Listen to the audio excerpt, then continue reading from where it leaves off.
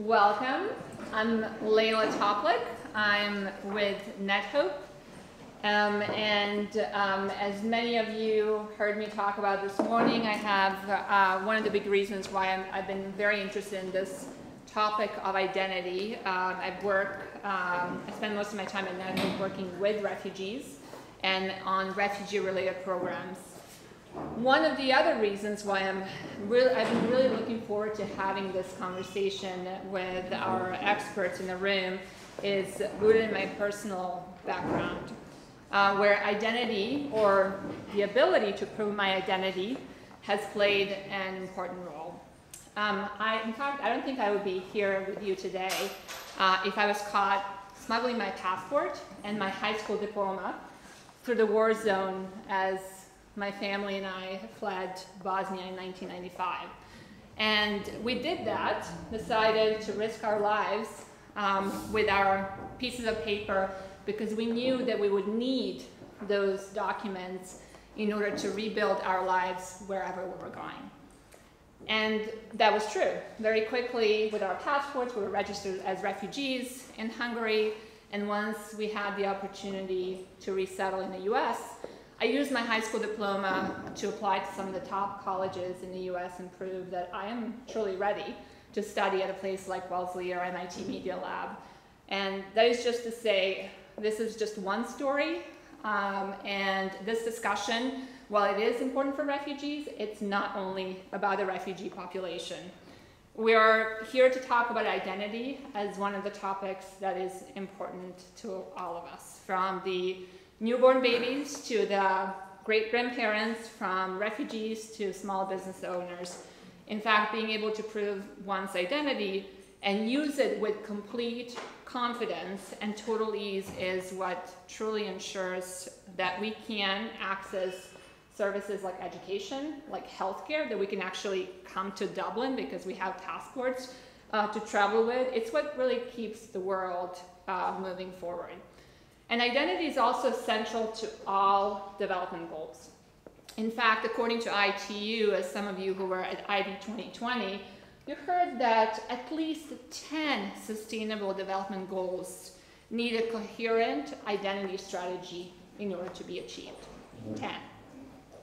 So with that, knowing that how important identity is, we want to also bring this discussion to NetHope Summit and do it in a cross-sector environment because it is a very diverse group of stakeholders that will make good identity possible for all. And while identity is an age-old issue, some argue that right now identity is entering a new phase due to the three key factors. And I'll mention three that seem to be really pushing and breaking the old model of identity that is centralized, not user-centric, and has a huge gap. The first one is around the end user. So there are over 1 billion people worldwide that don't have a way to prove who they are. At the same time, for the rest of us who have a way to prove who we are, who have proofs of identity, first we're impacted by privacy breaches. Who here is from the US? How many of you remember last year when Equifax servers were breached and 143 million identities were breached, including our social security numbers? Huge issue. The second thing is, the third part of the end user narrative is also around convenience. As our offline and online worlds converge, the fragmentation is really impacting our ability to use identity in a convenient yet confident way. So that's the end user. The second thing that, being in Europe, we must mention is GDPR. So regulations are also driving us to really begin rethinking identity. And then the last part is technologies. I mean, this is a NetHope Summit. We talk about the power of technology and including some of the emerging technologies that we might be using in order to make good identity possible. And with that in mind, what we wanted to talk about, Kim, Christine, Rosa, and Paige and I, was really start the discussion around identity before we get into technology. So some of you who were at the blockchain session yesterday, we will get to technology, but the number one thing that we want to focus on at the beginning of this discussion is really defining what is good identity and why does it matter. What will make good identity possible? That's the second question that we'll be discussing. And then who needs to be involved in making good identity possible, and what are some of the necessary conditions, including the technology?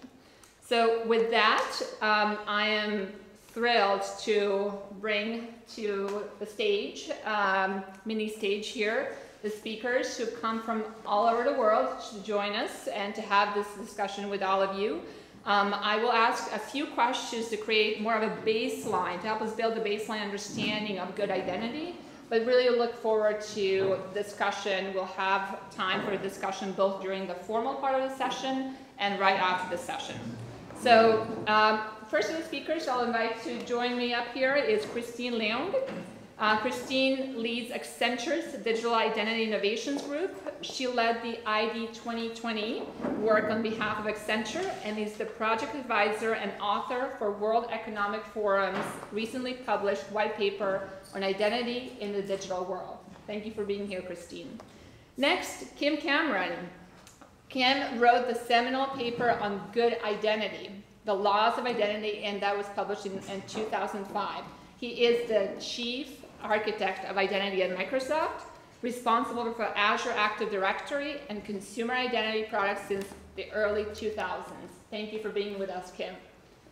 Paige Nicole leads strategy and insights for Luminate, part of the Media Group. Since 2016, she has worked closely with a team building a Media Networks portfolio work on digital identity. And Rosa Akbari from our member organization Mercy Corps. She helps Mercy Corps field teams leverage technology in sustainable and responsible ways. Practical focus on humanitarian cash transfer programs, which includes digital ID management in complex implementation environments. Thank you for joining us today.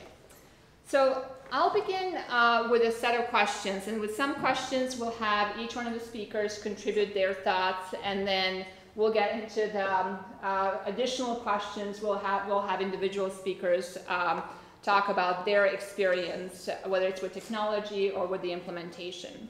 So the first thing that we wanted to do for this group is really define what good identity is, and how do we even know that we have it?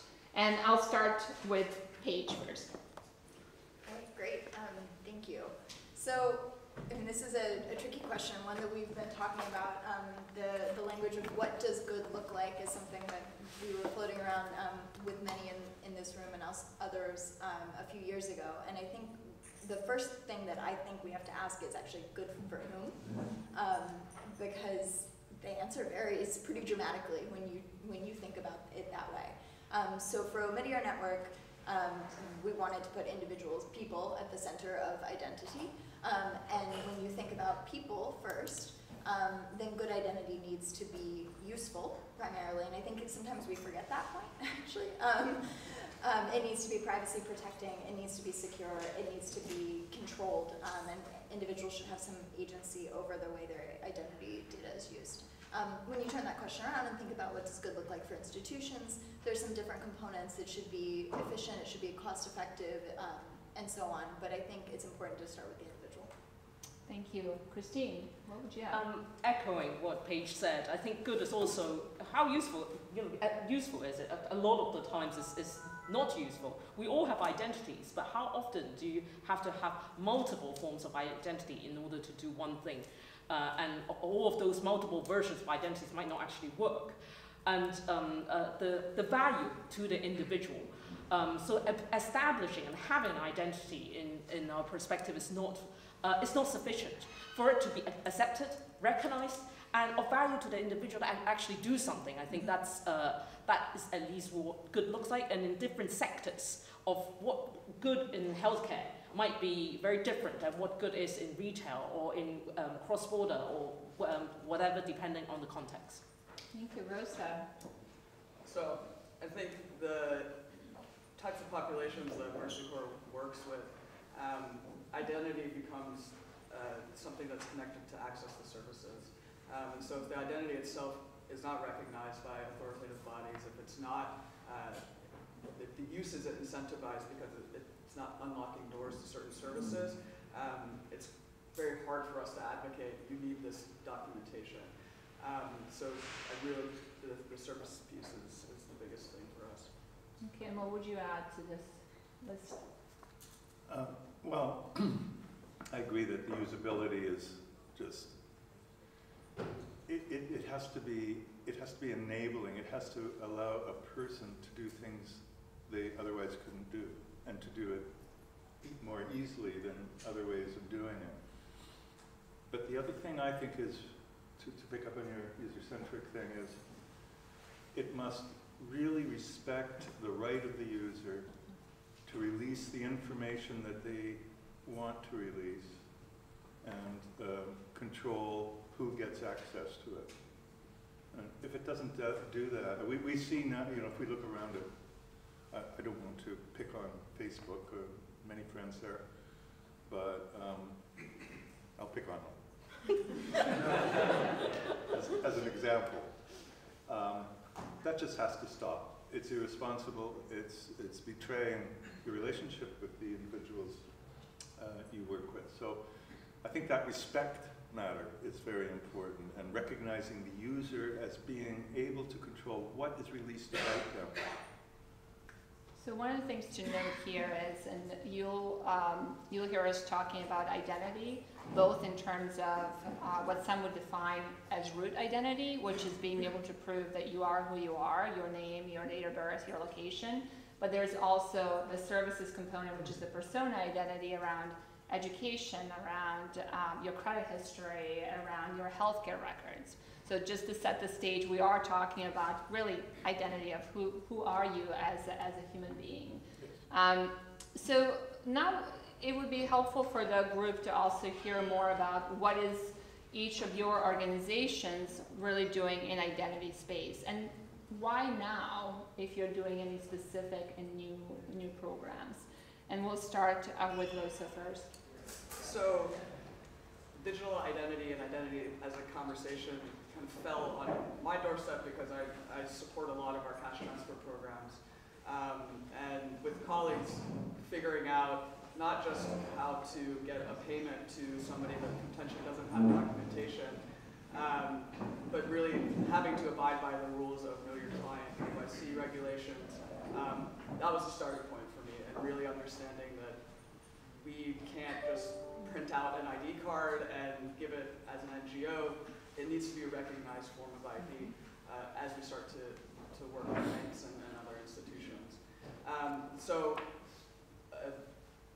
I think one of the more interesting programs that I've seen Mercy Corps promote is in Jordan, where the bureaucracy and the navigation of figuring out how to get identity documents from UNHCR is very, very complex.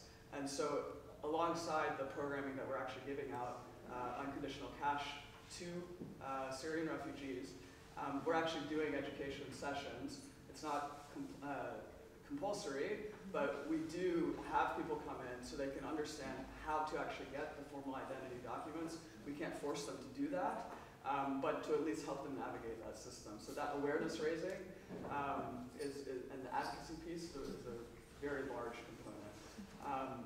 We also are looking, once you start with humanitarian cash transfer programs, how do you extend that beyond to access to financial services and otherwise, where that identity piece and how digital identity is becoming a bit more of a conversation topic for us. We're cautiously applying technology in this space. I think there's a lot of legwork that NGOs have to do, Mercy Corps included, to make sure that we're operating and applying technologies safely, responsibly, that just throwing biometrics and all of these things into the mix in a complex environment that's politically insecure. It's something that I say cautious, that we have to really look and see where we're actually applying technologies as we start to move closer into the identity management space. Thank you, Rosa. Paige, what is the Meteor Network doing in the space? Sure. So Omidyar got into this space because we're a philanthropic investment firm. Pierre Omidyar, who founded eBay, it's his money. We got into this space because we have a legacy of working in the financial inclusion space, in education and property rights, in a few different areas that over the course of the last few years we realized there's this identity thing that can give people access potentially to all of these different services, ways to participate in society and economy that they might not have. We came at it from that perspective, and then a few different pieces came together. So then we happened to have a team based in India that got to understand and know what was going on, what was going right, what was going wrong with Aadhaar as it was being implemented. We also had a team working a lot on issues around privacy and surveillance, kind of post-Snowden revelations. And all this came together and we said, what do we do? And so we sort of have been exploring whether we should be working on the topic of digital ID and launched an official program on it this year. And what that program entails is a combination of grant making, where we provide financial support to a variety of different institutions, some of which are conveners on this topic, some of which are academic institutions, some of which are civil society advocates who are trying to defend individual rights in these conversations and make sure their voices are heard. And we're also for-profit investors, so we look at the possibility of supporting technologies and new innovations that could then potentially be catalytic in the space. So yeah, I think the most of our work, I would say, is around a combination of three things. So it's around how do you incentivize issuers of ID to want to issue good ID, then how do you give them the capacity to be able to do that, and then how do you increase accountability, and that's around the civil society side of things. Thank you, Paige. Kim, what is Microsoft doing in the identity space? What isn't Microsoft doing in the identity space? Okay, so Microsoft has two, it has two main sides. One is providing services and products for enterprises, and one is providing services and products for individuals.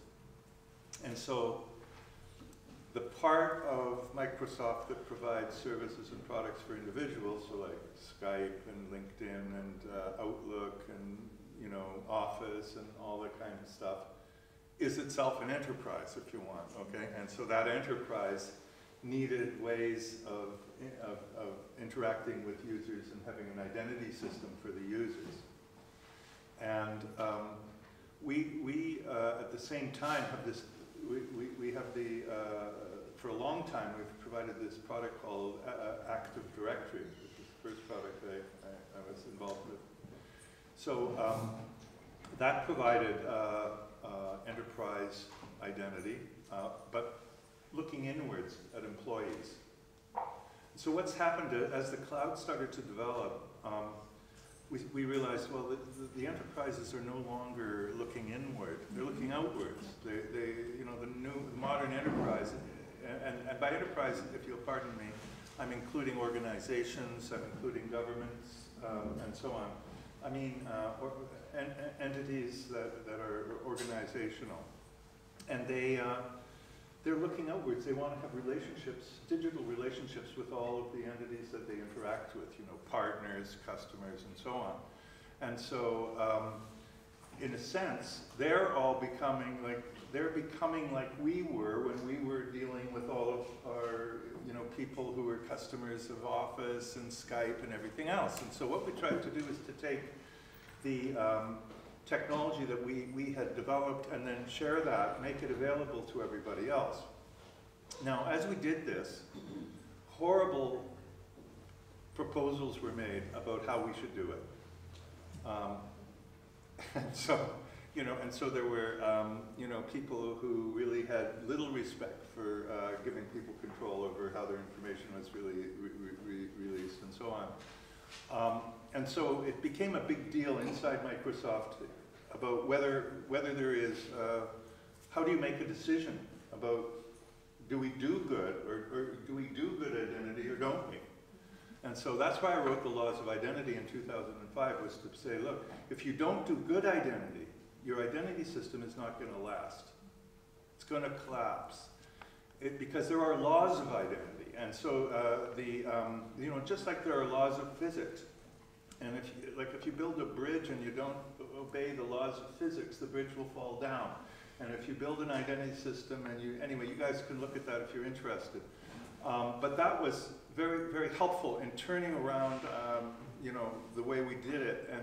And so those principles are embodied in all of the software that we're releasing. So now we have something like, we have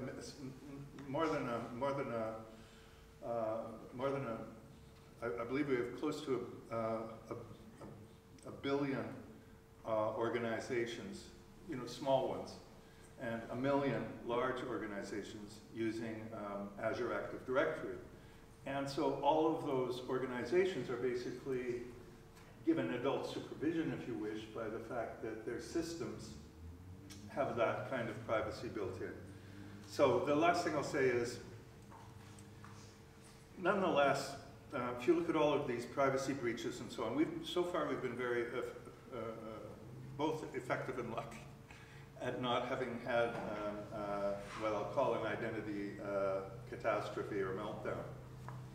But I just gave a presentation yesterday where I was showing that the attacks are growing so fast, like eventually we won't be able to defend ourselves.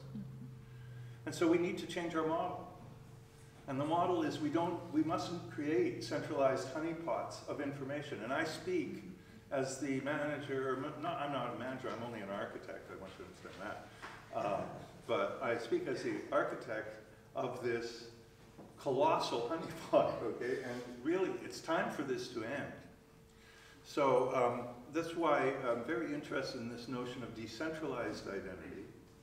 And we've been doing a lot of work to say, how can we take Microsoft's identity things and turn them over to the users so that they own them, they control them. To attack them, you have to attack all 3 billion of them, instead of just attacking one place. And so that's, I think, the other aspect of, it's the most interesting aspect for me right now. It really keeps me from retiring. It's an unfortunate thing, but it's unfortunate for you too, because you have to listen to me. Kim, we'll come back to that, absolutely, when we talk about technology, because this notion of centralized versus decentralized, how does that relate to user-centric? Yeah. We'll definitely explore that. Christine, what is Accenture doing in this space? Like Microsoft, a large part of Accenture's business, we're purely services, but a large part of our digital identity business is enterprise identity, so organizational, internal identity. But more and more, you know, we run some of the largest biometrics program. Probably every single one of you here in the room have used some Accenture biometric systems. And we run some of the largest citizen-based identity programs in the world in terms of operating them, designing them, and working in this changing environment. The aspects of decentralization is something that we are very heavily focused on, and also beyond identity of humans. Thinking about devices, the billions and trillions of devices that are coming online. How do you manage these? They have an identity. Natural resources, they all have an identity. Looking at some of the more innovative work that is currently happening, for example, in China, with identity of ancient trees to track them. Looking at things like pure digital entities, as well as the identity of legal entities. As we move into more of the digital world, how do we know whether that person is really behind that device, is really behind that transaction, and where does the responsibility and accountability lie for each and every transaction? So we're sort of looking at the full broadness of what could identity mean in the future. Yeah, thank you, Christine. So as you can see, we're unpacking a lot. In what will be a very brief discussion, we'll get to as much detail as possible. So let's actually start talking about specific examples. If you can share a few examples of the types of problems we're trying to solve around identity and some of the current implementations. And I'll start with Rosa again, because you are probably the closest to the field and to some of the people we need to serve and support. So I think especially in times of crisis, whether it's natural disaster or man-made, there's a failure of institutions. And so NGOs and UN agencies are often filling a void but again, with notions of having to follow certain regulatory environments and conditions where I think the biggest barrier has been for us to advocate for those who actually don't have identity documents with a bank, with a mobile operator, to relax their know your client criteria. Working in partnership with groups like GSMA and others, that it's a lot of advocacy so that we can start to raise awareness to the private sector to essentially relax their rules a bit in the unique situations.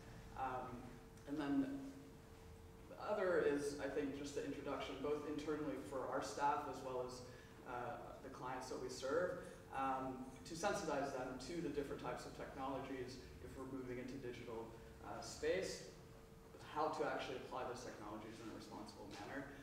That's something that, for me, it's become a pretty big thing with our teams who are rushing to use biometrics or who are rushing to apply a new startup or something to a context.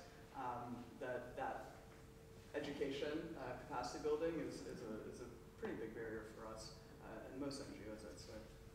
Yep. Rose, thank you for highlighting education, but also the fact that you're starting from the service perspective. What is it that a person wants to do, be able to do, in order to, and they need an identity for that, which is around cash transfer. Christine, you begin talking about some of the, teed up some of the examples. Can you go deeper into at least one of them? Sure.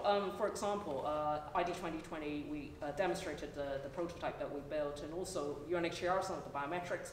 The aspect of trust, we have, I think right now, a number of pilots that are using decentralized identity. Some are decentralized, some are centralized. But the different aspects of technology, a combination of technology, the establishment of trust in the institution, as well as the technology itself, is extremely important, and respecting the rights of those individuals, and that there are occasions when you don't want to collect so much information. You want to minimize the amount of data that is collected, what should be collected, and not just for today, but in 10 years' time, what might be sensitive in 10 years' time are not going to be the same as today, and culturally, that's also going to be very different in one area versus another, one country, and different contexts. In healthcare may be very different than in certain government agencies. So understanding that nuances in different places is going to be very important. Thank you, Christine. Kim, when we were preparing for the panel, I think one of the examples you mentioned was around healthcare and vaccination. Yeah, I have a friend from Médecins Sans Frontières, who told me, and I'm fairly naive. I have to say that you can tell everyone. I am naive about all of the problems that people have. Every time I hear about these problems of the refugee world and so on, it just shocks me. But my friend was telling me that one of the big problems is that the children, as they're passing through, as a refugee is traveling from an origin country to a destination country, they may indeed pass through a number of different organizations and political boundaries. And currently, they'll be revaccinated at each point, and so they'll get the same vaccination 5, 10 times. So to me, this is actually something that we really should this kind of thing really should stop. And so I guess what I think is we have this concept. Those of you who are European will know about EIDAS, which is a trust framework of all of the different countries in Europe, so that they can accept each other's claims. I won't say in the UK anymore, but in France they could accept a claim made by a person from Italy and so on. The humanitarian organizations could be accepting claims from each other by setting up a trust framework and by adopting software which enables this trust framework to work. And once again, dealing with the privacy issues of sharing by putting the user in control of it, letting the user say, hey, I want to get that, and so therefore I want to share this. But to do that, you've got to have this common trust framework as opposed to everybody thinking about my identity system. And I think that's it's a new age. So Kim, you're highlighting two things, at least two things in here. One is the portability, and portability also within even one service, so healthcare. We're not even talking about retail banking and so on. Right. The second thing is the aspect of user centricity, which is where a user owns data, their data, and they get to decide whether they want to sell it or give it away for charity, for maybe research, or keep it if it's important to them. So let's talk about some, kind of building on that, let's talk about some of the barriers to getting to good identity and how we might begin to address them. Paige? Sure. Well, there are several that I think we could highlight. One that we haven't spoken about yet is vendor lock-in. So I think that one of the barriers that we've seen, especially when looking at national ID programs, is, but I think this goes for other ID programs as well, is that governments end up in contracts with providers for specific technology and specific services for long periods of time that aren't necessarily the best for them or for the individuals. And we think that that's a problem. So one of the things that we're looking at, a recent investment, or actually grant the Midiar Network has made alongside a few other philanthropic institutions, is to support an effort to build a modular open source identity platform. It's called MOSIP. You can look it up online. That will do a better job of describing it than I will. But what I will say about it is that the idea is that if you could have an open source form of some of the basic components of what it takes to build an identity system that would allow governments then to work with whatever implementation advisor that they wanted to, whatever consulting firm, whatever integrator that they wanted to work with, that's all fine. But to give them the basic building blocks to make some of the better choices, and that then have things like user control and privacy built in from the start. Mm-hmm. Thanks, Paige. Rosa, what are some of the barriers that you're seeing in the programs that you're implementing? I think to bounce off of Kim's point, NGOs we operate with a lack of standards. And the conversation around identity, I think, has accelerated this need we're never going to have standard data collection tools. We're never going to have a standard ID that every NGO is going to recognize by approaching it technology first. And that's been something that what is interoperability? Unpacking that, actually understanding what it takes to be interoperable, you need those standards. And so I think the barrier, at least for implementers, is that they're bombarded with startup products, with just the shiny objects, and they're not internalizing really what the foundations of interoperability and what good identity actually is. And until we start to address, I think, some of the standards in the way that private sector has already been doing, how the banking sector has already been doing, we won't be able to move past this. And we will continue to have vendor lock-in. We'll continue to be beholden to certain products and services. Great. So what we've done in the first part of this discussion is really just to set the tone and frame this question of good identity. Why does it matter? Provide a few examples, and then start talking about some of the barriers. There are many others we're not mentioning here. What we would like to do in the next part of the discussion is begin discussing some of the conditions and key components that could actually help us get to good identity. Starting with technology, but also talking about people, the stakeholders that need to be involved, and specific role of the nonprofit sector in the room. And while we do that, start thinking about your questions and jotting them down, because we'll get to you very soon. So about technology, what are some of the technologies that we have available today that can help us make good identity possible? And I'll turn to the technologist on the panel, Kim. Many. Okay, I'll start. One is, as I said, we're in a new phase. So I would say, well, let's start with this idea that we need trust frameworks, which, as you said, are first and foremost policy agreements. The technology is not the key, but the technology must have certain characteristics to be able to enable those trust frameworks. So my view is that the number one characteristic they need is, well, to embody open standards, things that have been standardized and accepted, and that so that you're not always doing things that are making a stovepipe, if you know what I mean, out of say humanitarian identity. Mm-hmm. It should be able to connect in as frictionlessly as possible with government identity, commercial identity, and all of that kind of stuff. And so there are standards that exist. And to me, that's more important. Now, I mean, I'm certainly, I actually I'm heavily involved in an open source project, but I don't think that open source, saying something must be open source is the answer.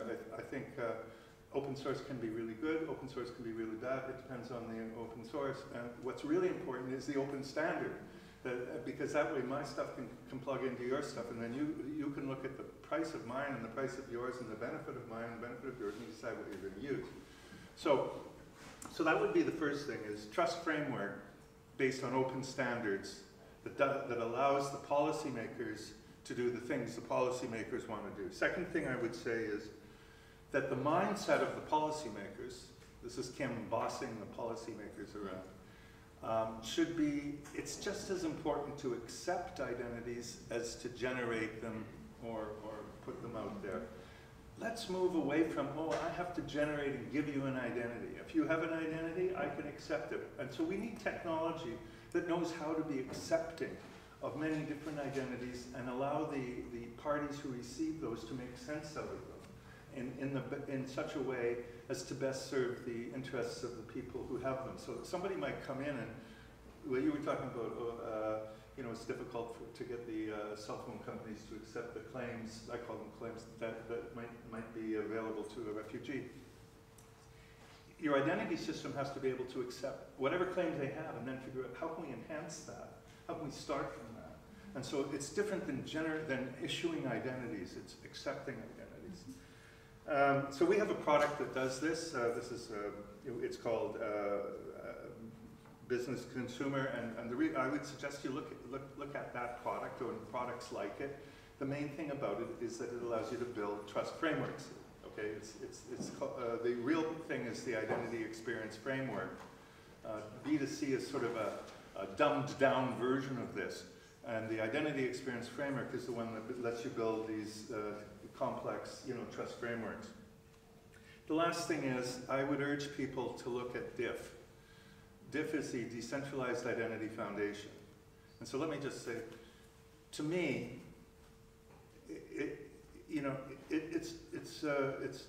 let's just look at the physical world and say, okay, people have wallets, and they don't have a single claim in their wallet. They have a wallet because they have claims from different people, different parties, and they're good for different things, and you want to use them for different things. Where is our wallet when we turn on our phone or when we turn on our computer? Why don't we have wallets? Now, if we come back to the policymakers again, if people had wallets, then it would be easier for them to make things be able to interoperate, because they could say, okay, well, you can put this in your wallet and use it with her software. So let's move towards that, and yeah, and I'll leave it there. I want you to understand, if you're interested in this technology, it's called the Decentralized Identity Foundation. And maybe, can I say one thing about blockchain? Or does it? Absolutely, that's the follow-up question as it came Is up this one of yesterday. these places where every time you say the word blockchain, you have to buy a drink for everyone in the room? Yes. But we're buying drinks tonight at the Guinness store. So yes, I support that. What are the pros and cons of blockchain in identity? Well, I think I appreciate that you said "and cons." Yes. Like blockchain, public blockchains, for example. It's absurd to think that we would put people's private, personally identifying information in a public blockchain. I mean, that just goes against all of the, you see, I look at these things that are achieved, like for example, EIDAS and GDPR, as great accomplishments of society at this point in time. Okay, they're really great. They're greater than a lot of the, most of, I won't say all because of course my technical accomplishments are wonderful, but they're more important. The policy agreements and the things that you accomplish through them are more important than the technology itself. And so, you know, we really have to look at these things and you know, and take advantage of them. And so, the DID, the GDPR just says, that's just the end of people using blockchain for personal information. Does that mean we shouldn't use blockchain for identity? Okay, so now my answer would be, no, not at all. We should use it the right way. And so to me, the right way is, let people have their identity information stored in stores that they control. And let's use blockchain so that the stores that Kim has can all communicate to each other. So I don't have to, you know, put the same information in on my Apple phone and my Samsung phone and my Microsoft computer and so on. So blockchain has a role to play. We just have to be careful how we use it. It's a metadata rule, not a data rule. Exactly. And one of the things that came up in the blockchain discussion yesterday is, especially in the context of GDPR, is the right to be forgotten. Yeah. Well, how that doesn't work if we It doesn't work at all. So the metadata, like, it's so important. Like right now, your data, your identities are put out by, it's like living in company towns in the 1800s. They're put out by giant corporations, and you're stuck with it. And like, if I get rid of my orange de, you know, .fr email address, my whole life will fall apart. And you know, it's like I'm completely finished. It shouldn't be that way. And so what we need is a way that our identity information and all our other information can persist from the moment we're born till the moment we die. Now, that means it can't be controlled by any company, and it can't be controlled by any government. Great. That's what blockchain can do, is organize the way that information persists. Excellent. Sorry. No, thank you. Excellent contribution. You've answered 2 of the questions, and now actually, Christine, what do you think? And then Rosa would love to hear from you what you're using in your programs. So I think the way we use blockchain in identity in Accenture is very much as a pointer. So similar to what Kim mentioned, we don't put any PII on chain. And that's been our philosophy from when we launched our prototype at IT 2020. And very much we've seen the market with a lot of the startups, the vendors also moving towards this space, thinking about what is the impact of long-term, given blockchain's data management permanence, that the data will exist on chain, and then what happened 10 years down the line, GDPR, so on and so forth. There are multiple ways of using blockchain for things like interoperability, for building trust, for pointing, saying, logging that a transaction, a trusted transaction of identity transaction took place between the end user, the device, and the trust anchor, whether it's a government, an employer, an education institution, and healthcare provider, whatever they may be. And that's really building on that trust framework. And then secondly, I think it's also, with blockchain, as much as it's a great buzzword, it's also about, it's not so much about the technology, it's about changing of culture. And in a similar way that whether it's GDPR, open banking, your relationship that each organization has with their end customer, the consumer, is going to change. Today we have you do banking through your bank. Tomorrow it may be through Amazon and the bank is at the back.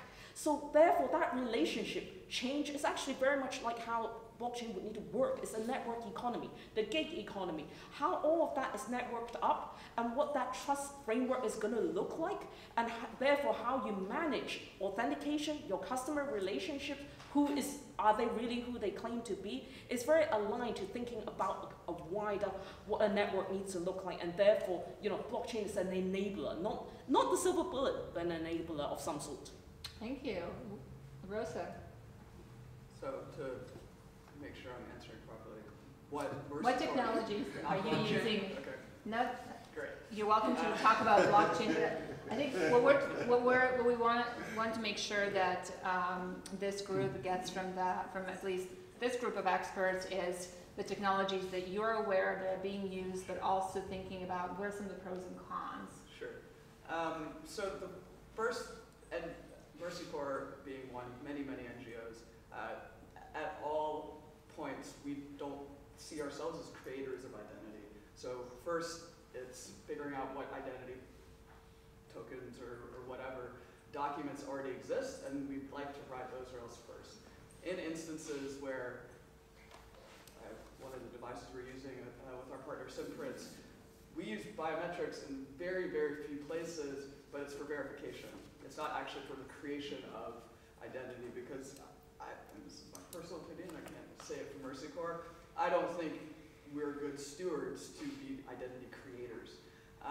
And so, you know, we're looking at some companies and some startups that are actually claiming that they can create, you know, digital identities for refugees and solve the problems and this and this.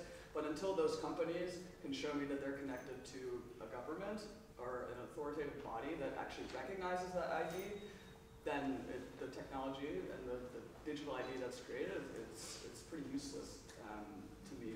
And so, yeah, for now, it's really been focused on how to do verification better and more efficiently, as long as our clients are also accepting of that. Because, you know, the types of populations, again, that we're working with are often persecuted because of their identity and because of their documents, and so we do have to remain sensitive to that as well. So are you using, for example, biometrics in the work that? So we have one deployment right now in Nigeria that it was, again, we already had a caseload of individuals that we tie now their biometric information for verification and follow-up to make sure that we're giving the goods and services, in this instance cash, to the right people. Otherwise, anywhere else that we've used biometrics like Jordan, it's because the banks already had the ATMs. We're using institutions that already exist. Those systems already were in place by the government, and so we're leveraging, you know, those biometric devices and technologies there. But I can't say that we would have used biometrics in Jordan if the banks and others hadn't already put those in place. So let's take that example, or let's take the implementation and talk about just in the final set of questions before we get to the audience questions around stakeholders. Who needs to be involved in the development and implementation of good identity in order to make it possible and also sustainable? Rosa, if you can take it from that example. So the stakeholders, first and foremost, are the people that we're serving. I think, you know, we can easily say we have to be user-centered and all of this around our design practices, but what does that really mean? How often, especially as NGOs, do we actually ask people what they want and how they want to receive it?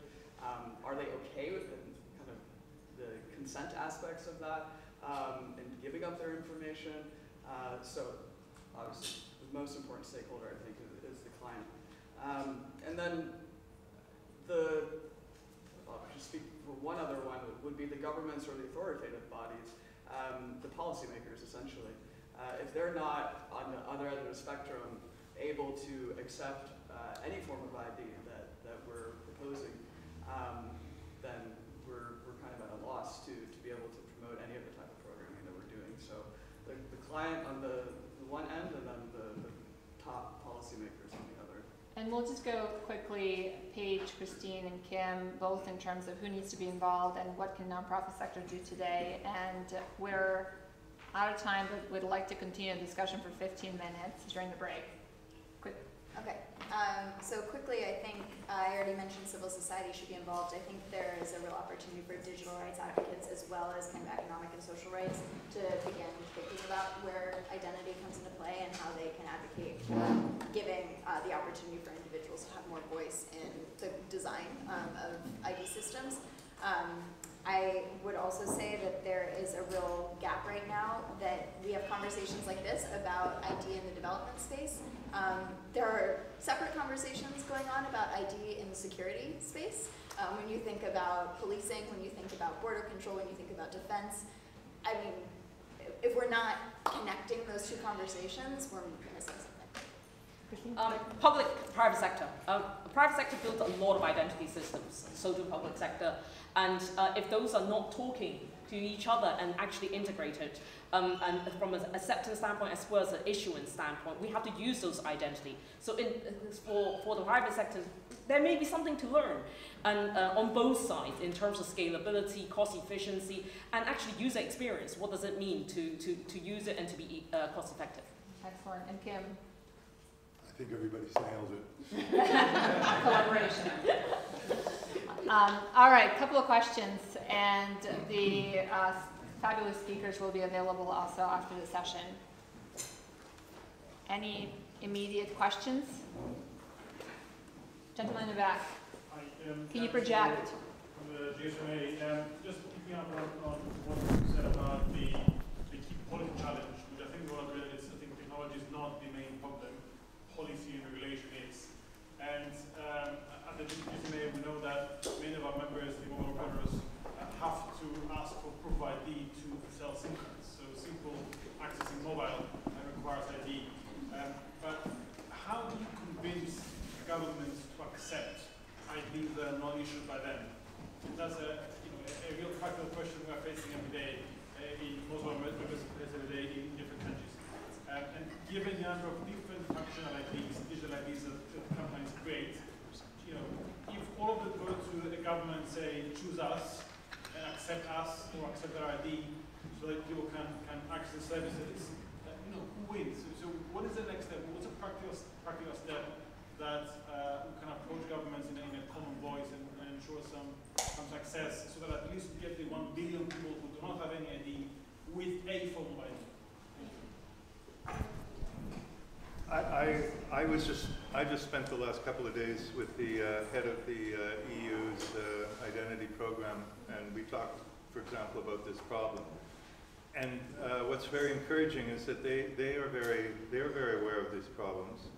They're very much interested in participating in this wallet concept and in the DID with government assertions in the wallet. That isn't accepting other assertions, but they have brought in this notion of trust provider, and one of the roles that a trust provider, in the EIDAS specification, one of the roles that a trust provider could play would be to produce a conversion between some kind of an external identity. For example, we were discussing, you were giving the example of somebody who went through an educational program while they were being taken care of by a humanitarian organization. Well, there could be a trust provider who would specialize, and if we had a humanitarian trust framework, then people could produce, interact to allow this trust provider to make the assertion, this is the equivalent of that. And so this is what we need, is that's why I say it's all about accepting, and it's all about converting one thing to another, making it fungible as opposed to some dead thing. Yep. And so, but the EU has put these concepts in place. I'm very, very impressed, and I think it's a huge achievement that they've done. I think this is not new, right? If you look at the UK, we don't have we don't carry ID. So looking at what today you can use a bank statement, utility bill, all sorts of different things in order to prove your identity. If you have enough consensus and critical mass of different industry, different trusted and potentially regulated players, such as telcos, such as banks and so on, you can potentially then get the governments to agree that these are all forms of trust. Thank you. Any other questions? Up in front. Name and organization, please. Thank you. Yeah, my name is Will St. Germain. I'm a cloud solution architect with Microsoft. And one of the patterns that we're trying to find is this relationship of the honeypot data that we're talking about and the longitudinal value that it has to NGOs, as well as the protection of the identity of the person. So do you guys have any patterns or recommendations on how you can keep longitudinal data about what a refugee, for instance, has gone through, that it would be valuable to the NGO while still giving the respect to the individual. Does that make sense? Melissa, do you want to comment on that? How Yeah, Mercy-Corps? and I'm a technology advisor with no political science and economic background, so I'll simplify it. But it's keeping those data elements separate, and just having that unique identifier that you can't really tell much about in terms of the longitudinal ability to track things longitudinally. So yeah, I mean the systems that we use they all are open source as much as we can make them be, but we never have the biometric data and the personally identifiable information in the same place as or we try not to at least, with the rest of the data. But the need to be able to do that tracking is also, I think, it's tough, but it's more that it's to what level of granularity do you actually need to be doing that tracking? And I think that that's something that the more that I speak with program people, that they think the donors want that, but maybe not. What is the actual value of doing that? I really only see for now it's the verification elements. That's where people are wanting to do it at the individual level. Otherwise, it's aggregate information that you're reporting on. So, one final question. Anyone? Well, hopefully this has inspired you to think about good identity in a different way. Clearly, a lot of opportunities and a lot of challenges ahead. What we've agreed as a group is also to put together a short blog post that summarizes some of these key points and also references that were mentioned in this discussion, and then also to continue the discussion over the next couple of days at the summit. Thank you again. Thank you for staying extra time and allowing us to get to a lot of topics. Thank you.